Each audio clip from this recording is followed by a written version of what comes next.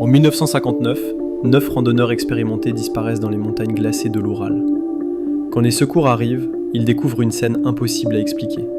Une tente déchirée de l'intérieur, des traces de fuite pieds nus dans la neige, des vêtements échangés, des corps éparpillés, certains avec des blessures dignes d'un accident de voiture, mais sans aucune trace d'impact. Depuis plus de 60 ans, personne n'a réussi à donner une explication définitive. Voici l'affaire du col Dyatlov, l'un des plus grands mystères non résolus de l'histoire moderne.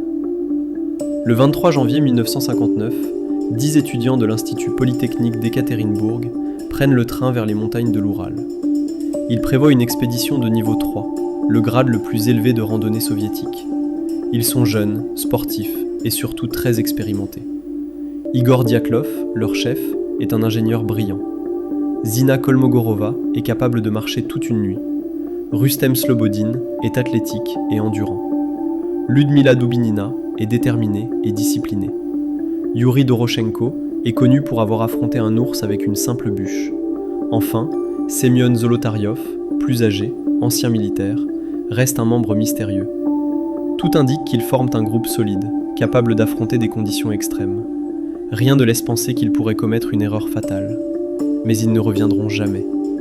Le 1er février, le groupe avance vers un sommet appelé Kholat-Syakhl, un nom qui signifie « la montagne de la mort » dans la langue mantsi.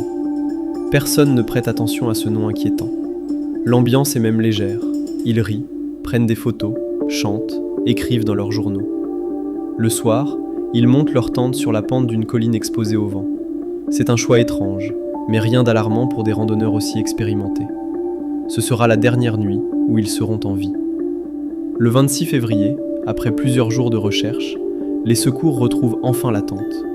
Elle est à moitié recouverte de neige. Quand les sauveteurs se rapprochent, ils remarquent quelque chose d'étrange. La tente est déchirée, mais les coupures viennent de l'intérieur. Comme si les randonneurs avaient dû sortir en urgence, incapables d'utiliser la fermeture.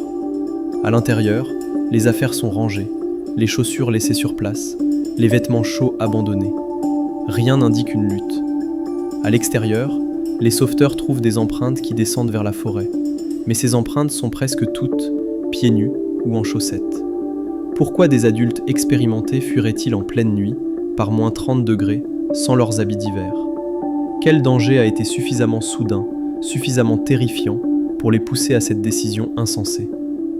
À 1,5 km de la tente, les secours trouvent les 2 premiers corps, Doroshenko et Krivonichenko. Ils sont presque nus, couchés près des restes d'un petit feu. Leur peau est brûlée, probablement en tentant de s'approcher trop près de la flamme pour survivre. Leurs mains sont déchirées, comme s'ils avaient grimpé aux arbres dans un dernier effort pour se protéger ou observer quelque chose. Un 3e corps est retrouvé plus loin, puis un 4e, puis un 5e. Tous semblent avoir tenté de revenir vers la tente, comme si la panique initiale s'était dissipée, mais qu'il était déjà trop tard. 2 mois plus tard, lorsque la neige fond, les secouristes découvrent les 4 derniers corps dans un ravin, sous plusieurs mètres de neige. Et c'est là que l'affaire devient véritablement incompréhensible. Ludmila a la langue arrachée.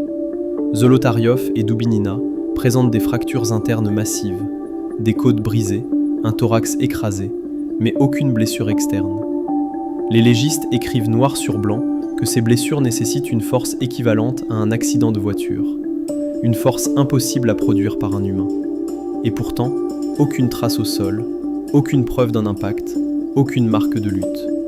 Comme si leur corps avait subi un choc venu de l'intérieur, une onde de pression. Les enquêteurs trouvent aussi quelque chose d'encore plus étrange, de la radioactivité sur certains vêtements. La presse soviétique reçoit immédiatement l'ordre de ne pas couvrir l'affaire. Les autorités proposent plusieurs explications, mais aucune ne tient vraiment. L'avalanche? Il n'y a aucune trace, la pente n'est pas assez inclinée et la tente est encore debout. Les infrasons? Ils pourraient provoquer la panique, mais n'expliquent pas les fractures internes. L'hypothermie et la dénudation paradoxale? Cela peut expliquer pourquoi certains se sont déshabillés, mais pas les blessures dignes d'un accident de voiture. Un animal? Impossible, aucune morsure. Une attaque criminelle? Aucun ADN, aucune trace de lutte. Alors viennent mes hypothèses non officielles. Certains parlent de tests militaires soviétiques, des mines aériennes, des explosions silencieuses capables de projeter une onde de choc. Cela expliquerait les fractures internes, peut-être même la radioactivité, et surtout le silence des autorités. Mais pourquoi les randonneurs auraient-ils eux-mêmes découpé la tente? Pourquoi cette fuite pieds nus? D'autres imaginent des armes ultrasoniques ou chimiques utilisées pour des expérimentations secrètes. Mais là encore, aucune preuve solide. Une panique collective? Très improbable pour 9 adultes entraînés. Certains parlent de phénomènes atmosphériques rares. Des sphères lumineuses ont été observées dans la région cette nuit-là. D'autres vont encore plus loin, évoquant des objets inconnus. Mais rien ne permet de relier ces observations aux blessures. La vérité, c'est que cette affaire est tellement étrange qu'aucune hypothèse unique ne suffit. Peut-être qu'un ensemble d'événements improbables s'est produit en même temps. Un phénomène naturel mystérieux, une panique soudaine, une chute dans le ravin, des conditions extrêmes. Un scénario complexe, presque impossible à reproduire. Plus de 60 ans après, le mystère du col Dyatlov continue de fasciner. Des livres, des documentaires, des films, des centaines d'enquêtes indépendantes ont été menées. Et pourtant, aucune explication définitive n'a jamais été trouvée. Peut-être que certaines choses resteront à jamais dans l'ombre. Peut-être que les 9 randonneurs n'auraient jamais imaginé que leur dernière expédition deviendrait l'un des plus grands mystères du XXe siècle. Si cette histoire t'a intrigué, abonne-toi à Mind Plus. Ici, on explore les mystères réels, les expériences oubliées et tout ce que la science ne peut pas encore expliquer. À bientôt pour une nouvelle histoire vraie qui va te retourner l'esprit.